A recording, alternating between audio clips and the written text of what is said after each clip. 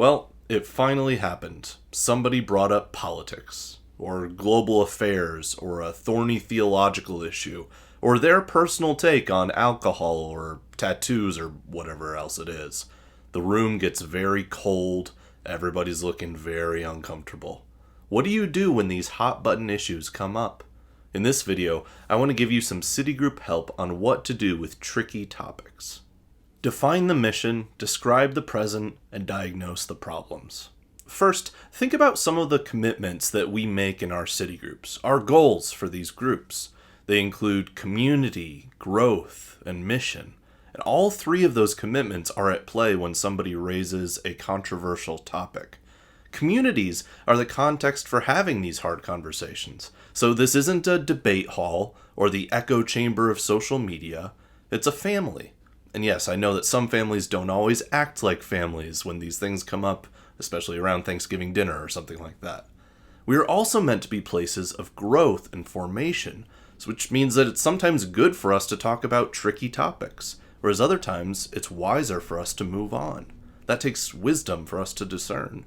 Finally, we're meant to be on mission toward those who don't know Jesus yet. So if talking about Israel and Palestine is going to distract your group, and it probably will, or if it's going to turn off visitors to your group, it probably will as well, then it might not be time for that conversation. Now, all of those dynamics are at play in the present situation, and you usually don't have time in the moment to describe the present and diagnose the problems thoughtfully. It's more about wisdom to know how to guide the conversation, when to step back and let things happen, or when to step in and redirect. So to that end, here are 5 tips for what to keep in mind when tricky topics come up. First, know the person. Why is this person bringing up this tricky topic? Why is it important to them? That actually might be a good question to ask them in the moment, or maybe following up with them afterward, especially if things are getting a little bit heated. Listen to those who care deeply about the issue being discussed, and seek to love them well by understanding where they're coming from, even if you disagree. Second, know your people.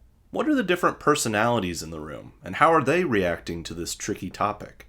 You might have a few who love to get into it and debate. You might have those who don't really like to debate, but they do like to argue.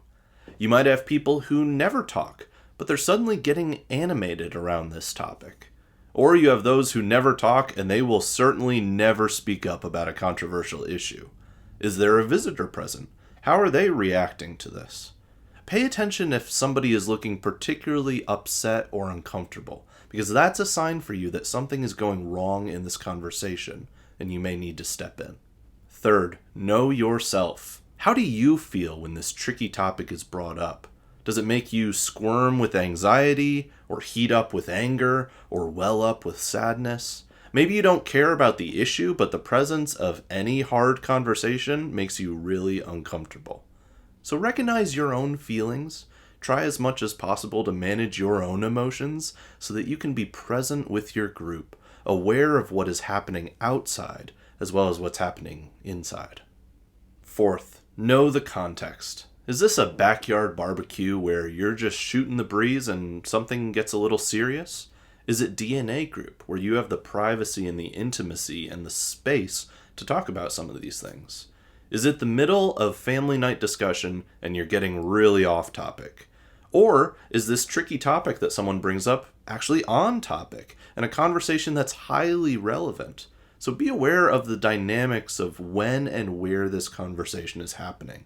And it can even be helpful to name the dynamic for everyone. Hey, this is a good conversation for another time. So let's table this for now so we can be sure to spend some time in prayer together, or whatever it is. And this leads us to number 5. Know when to move on. Unless it's a late night chat around a bonfire, or the conversation fizzles out on its own, most of the time you're going to need to step in at some point and say, let's move on. Now you can do this, and you should do this with care, maybe even a little bit of humor if it's appropriate.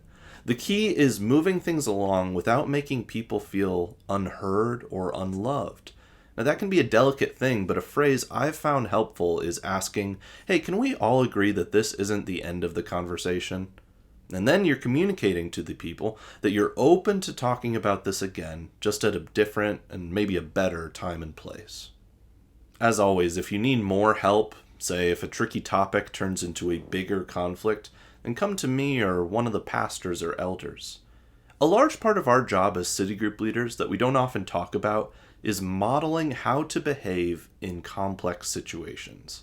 Whether we like it or not, our group looks to us on how to speak and be silent, how to act and how to let others act. Now, that's a frightening reality, but it can also be empowering to know I am part of forming these people into the image of Christ. And yes, I'm going to fail and make mistakes, but by God's grace, we can grow together as a group, even through hard conversations. We can grow as disciples of Jesus. I hope that city group help was helpful for you. Until next time, leaders.